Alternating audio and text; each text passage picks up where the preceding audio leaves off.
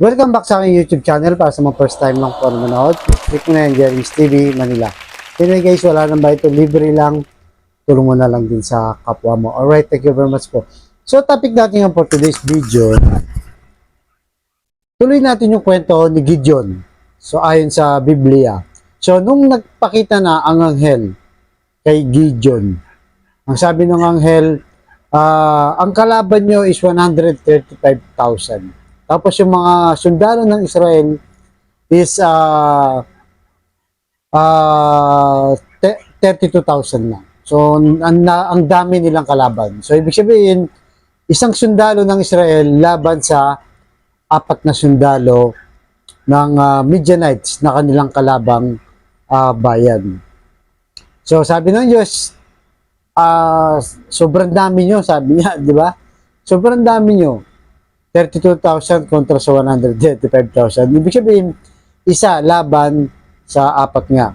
So inutos ng Diyos na sabi niya, bawasan mo ang tao mo. So, kumbaga guys, baka nga pag nanalo sila, sasabihin ng mga taga-Israel na nanalo sila dahil sa kanilang kakayahan.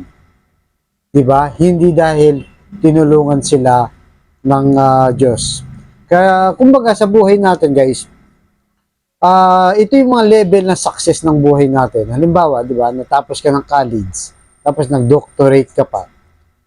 Natural, maganda yung diploma mo. So, ibig sabihin, pagmamalaki mo na yun. Di ba? O kaya naman, nagnegosyo ka.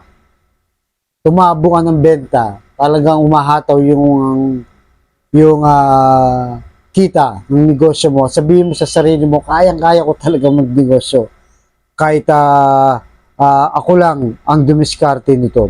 O sa kahit na ano pa mang larangan ng koneksyon, halimbawa sa gobyerno, di ba? So, lahat nalulusutan ko dahil meron akong kapit dyan sa gobyerno. So, yun, lumalabas guys, kapag ang tao, o tayong mga tao, ay nakakarating doon sa tuktok ng tagumpay, minsan nakakalimutan natin ng Diyos, di ba? Parang tingin natin, Lord, hindi ka na namin kailangan. Kahit sariling diskarte lang namin, kaya namin umasenso sa buhay nang wala ka. So, madalas maraming nangyayaring ganoon na kinakalimutan na talaga ang Diyos dahil nga sa kanilang mga tagumpay sa buhay. Kaya sabi sa unang Korinto, chapter 1, verse 28 to 29. Yung sa tingin ng mundo, kawawa at walang kwenta, yun ang pinili ng Diyos para wasakin yung mga bagay na tingin ng mundo ay mahalaga. So, napakalinaw, di ba guys?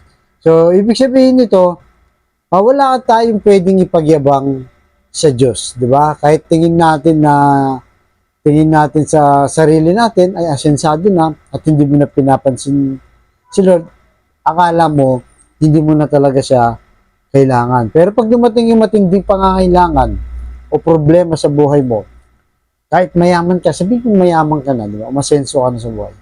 Pero pag yung katawan mo, humina na, nalobat na, guys. Kahit gaano ka pakayaman, wala nang magagawa ang yaman mo. Di ba? Marami sa ating nangyaring ganun. Lalo na nung panahon ng COVID, di ba? Mga bilyonaryo pa. Mga milyonaryo pa, guys. Di ba? May-ari pa ng mga hospital.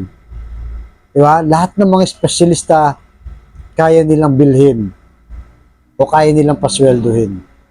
Pero at the end of the day, namatay pa rin sila. Dahil wala na nga magagawa ang pera pagdating doon. So, anumang estado natin sa buhay, anumang katayuan natin sa buhay, lalo na pag nasa tuktok na tayo ng tagumpay, darating din yung araw, iiwanan din natin yan. Kaya wag po tayong magmalaki.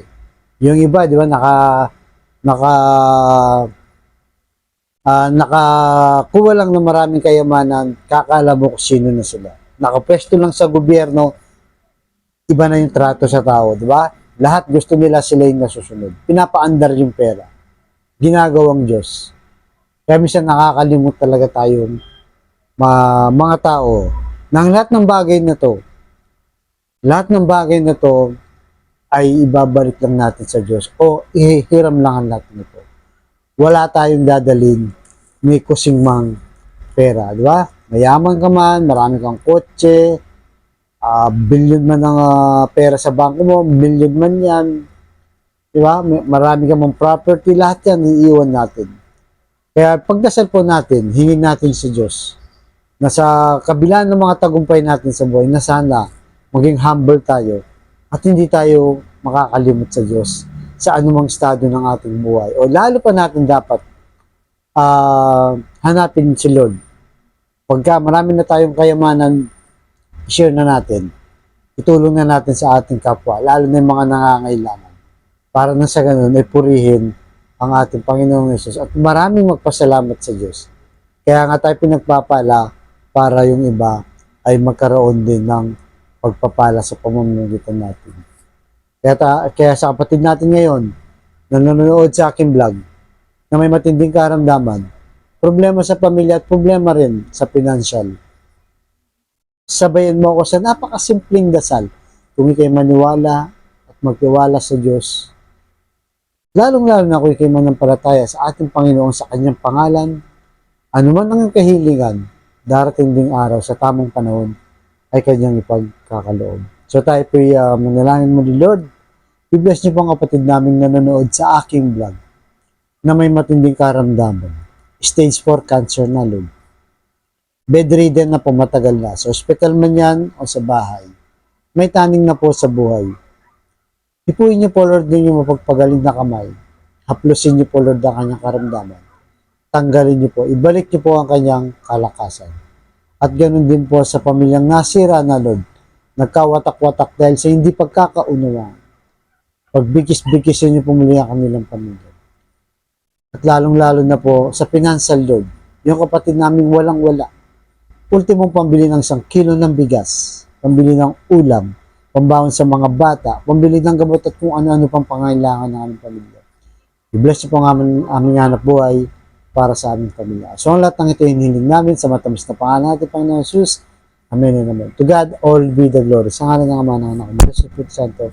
Amen. Thank you very much po. Pagpalain tayong lahat.